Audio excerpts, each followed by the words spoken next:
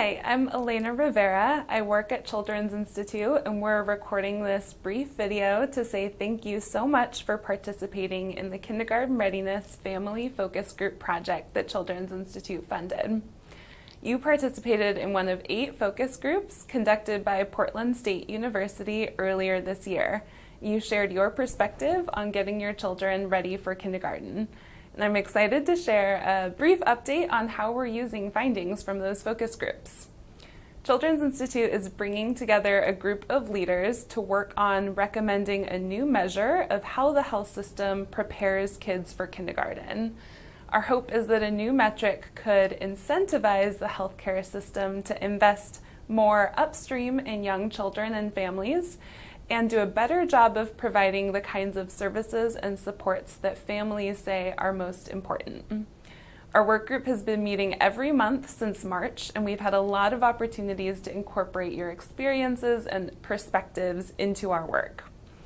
First, I got to share a full presentation of all of the focus group findings at our first work group meeting. Members on the work group were amazed with how much you had to share, and they requested that I make a 1-page summary of all of the parent input so that we could keep that in front of us at each meeting, and we've been using that at all of our meetings. Second, we used your insights to outline the kinds of health services and experiences that are most important to families.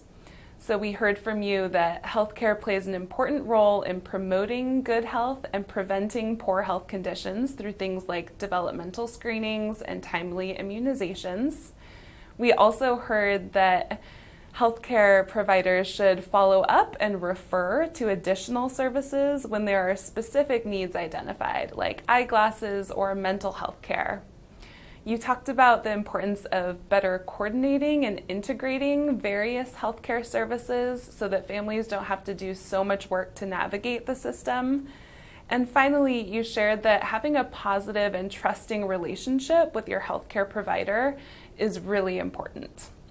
So we'll use those areas to identify metrics that will tell us whether or not the healthcare system is doing a good job in those areas. Third, our work group has also created a set of criteria that we'll use to assess and rank all of the metrics that we consider recommending. So for every metric that we look at, we'll ask ourselves, is this metric understandable to families?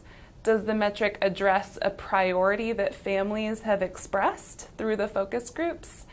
And does the metric promote family-centered care and better communication between healthcare providers and parents?